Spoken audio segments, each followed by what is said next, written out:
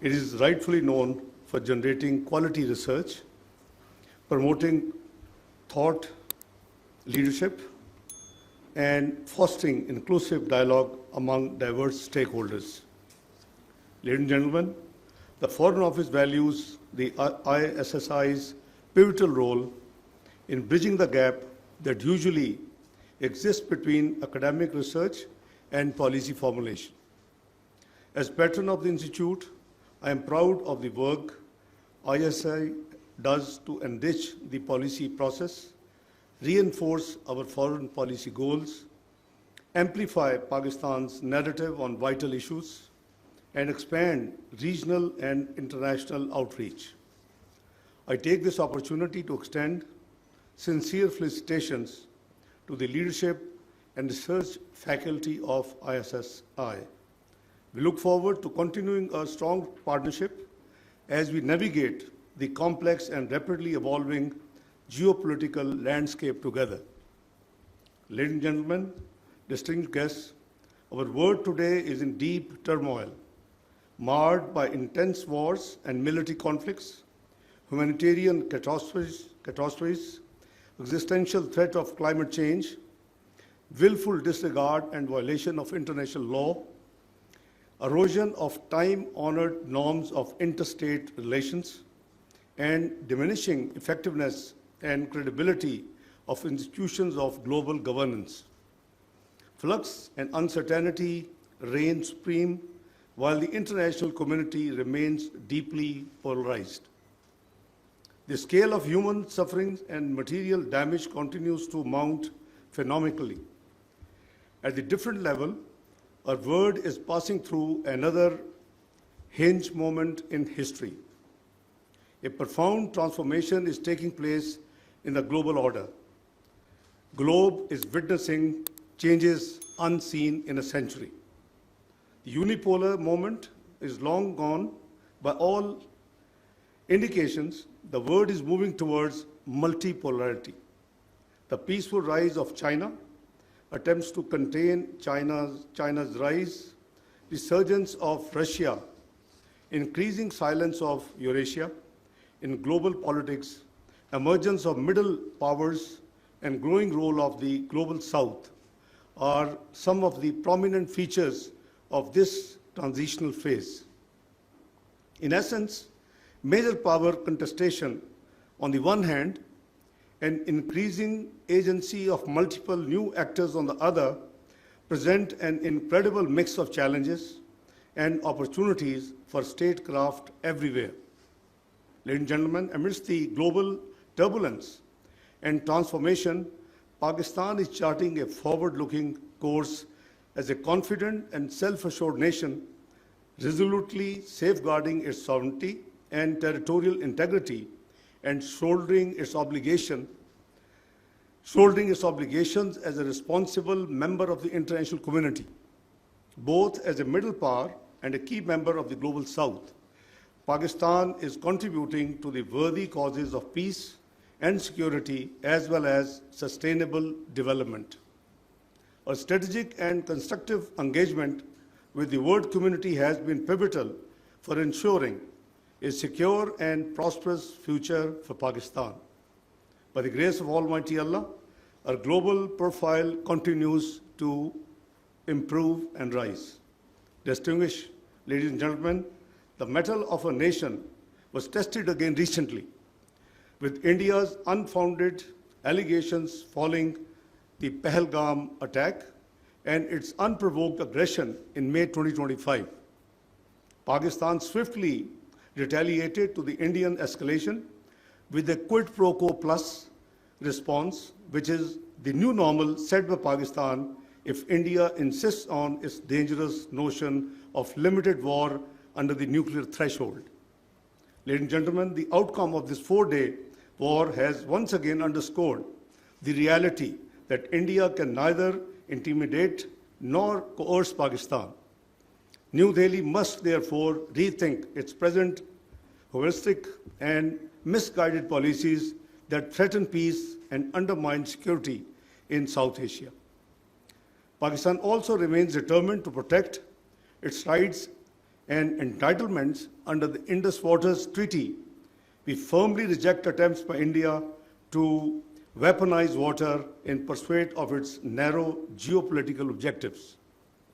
India's illegal and unilateral action of putting the treaty in abeyance has no validity. Pakistan will continue to mobilize all relevant international and legal fora to highlight India's violations of international law and the treaty's provisions. We have made very clear in the National Security Committee meeting on 24th of April that any action by India to divert the flow of water would be considered as an act of war. Pakistan will not allow India to hold its 240 million people hostage to hydro-terrorism. Ladies and gentlemen, Pakistan values the efforts of all friendly countries, including the United States, Kingdom of Saudi Arabia, UAE, Turkey, that resulted in preventing further escalation between India and Pakistan and putting the ceasefire in place. Going forward, it is essential to consolidate the ceasefire, institute a reliable crisis management mechanism, and develop confidence-building measures that would help stabilize the regional security situation. Ladies and gentlemen, beyond conflict management, moving towards dispute resolution is indispensable. Pakistan remains committed to peaceful and cooperative relations with all its neighbors, including India. We believe in peace, but with dignity and honor, and on the basis of mutual respect and sovereign equality. It is our considered view that sustainable peace in South Asia remains contingent on a just and lasting solution of Jammu and Kashmir dispute in accordance with the UN Security Council resolutions and the wishes of the Kashmiri people. Ladies and gentlemen, Pakistan also believes that time has come to reimagine regional cooperation in South Asia and our extended neighborhood. The negative impulses of dominance and hegemony have long stymied this process and made SAARC dysfunctional. A region instead needs a positive spirit of solidarity, mutually beneficial collaborations, and shared prosperity. South Asian countries can constitute groups with viable geometry on issues from economy to technology to connectivity. Bangladesh, China, and Pakistan have recently formed a trilateral mechanism to promote cooperation in a broad range of areas of common interest. Like we already have a trilateral between China, Pakistan, and Afghanistan mechanism. Further, such mechanism can be envisaged with other South Asian states based on the principles of common interest, mutual benefit, and win-win mutual cooperation. Distinguished participants, Pakistan remains profoundly concerned about the recent developments in the Middle East. We condemned Israel's completely unjustified aggression against Iran, as well as the attack on Iranian nuclear facilities by the United States. These actions, representing a highly dangerous escalation, have been in violation of the UN Charter and the international law. Pakistan has consistently supported Iran's legitimate right to self-defense under the Charter. We appreciate the constructive and pragmatic approach that Iran adopted in finding a negotiated solution to the nuclear issue. The US-Israeli actions seriously undermined the long-standing norms of interstate behavior and exposed the entire region to a conflagration of potentially unimaginable consequences. Pakistan has welcomed the announcement of the ceasefire between Iran and Israel. We stress again that all the relevant parties must constructively engage and resolve all outstanding disputes peacefully through dialogue and diplomacy. Ladies and gentlemen, Israel's genocidal war against Palestinians in Gaza continues to be a stain on the conscience of humanity. The wanton killing of children and women, use of starvation as an instrument of war, mass destruction of homes, schools, and hospitals, and critical infrastructure, and deliberate targeting of humanitarian workers have no parallels in the world history. These actions cannot be condoned enough and cannot be condemned enough. The international community must mobilize to stop Israel from its murderous course and persuade it to pursue a path of reason. Palestinians must be granted their inalienable right to self-determination.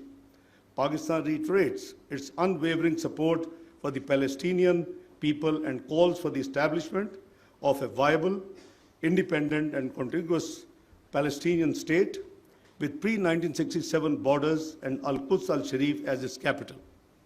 Pakistan has consistently supported this position all along, and we continue to actively pursue it at the United Nations, OIC, and other international forums. We believe there can be no peace in the Middle East without justice for the Palestinians.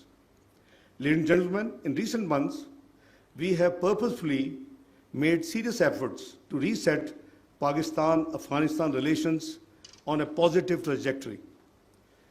My 19th of April 2025 visit to Kabul and the China-Pakistan-Afghanistan trilateral ministerial meeting on 20th of May in Beijing paved the way for a qualitative change.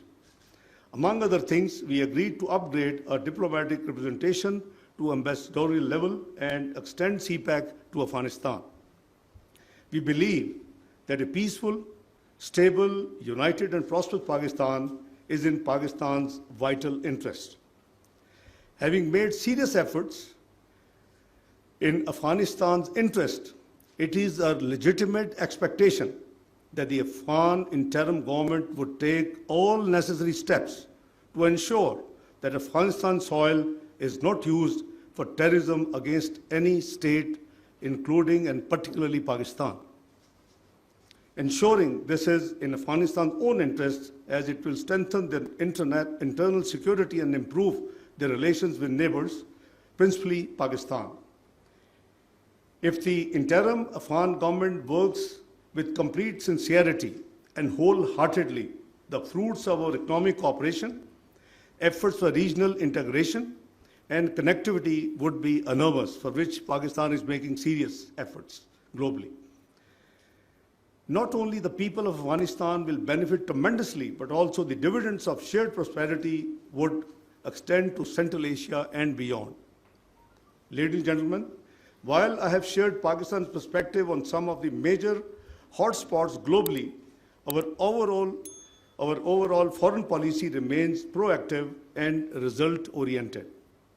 The Pakistan-China all-weather strategic cooperative partnership continues to scale down and scale up wherever it is necessary to the new heights or new lows. Our long-standing ties with the United States are expanding in both scope and substance. And the relationship with Russia is growing into a partnership deemed vital by both sides. We are fruitfully engaged with European Union, Japan, and ASEAN, forging stronger collaboration with Turkey, Saudi Arabia, UAE, and other partners in the Gulf and the Islamic world, developing an enhanced partnership with Africa and meaningfully reaching out to Latin America. One of the core principles guiding this foreign policy of Pakistan approach is accentuating Pakistan's pivot to geoeconomics. I have been personally spearheading the thrust on economic diplomacy right from day one I joined the Foreign Office as part of our fundamental reorientation of the Foreign Ministry. Enhancing trade, promoting foreign investment, attracting remittances and technology flows, and forging development partnerships are among the highest priorities of this present government. In this way, foreign policy becomes the most important instrument to protect and promote Pakistan's economic interests and to substantially contribute to the process of national development. Ladies and gentlemen, the other core principle in the external dimension is our abiding commitment to international law, United Nations Charter, and the UN-centered multilateralism.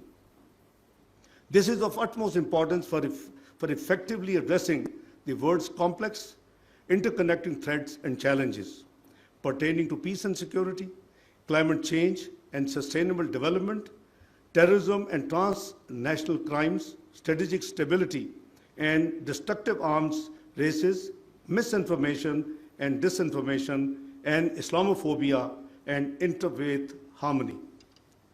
As an elected member of the UN Security Council for the years 2025-2026 term, Pakistan is actively engaged on all these issues and making practical contributions.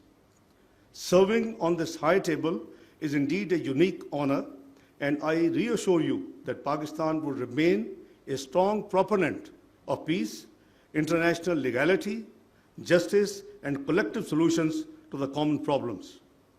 We would become and make all humble efforts to become the voice of the voiceless and the power of the powerless.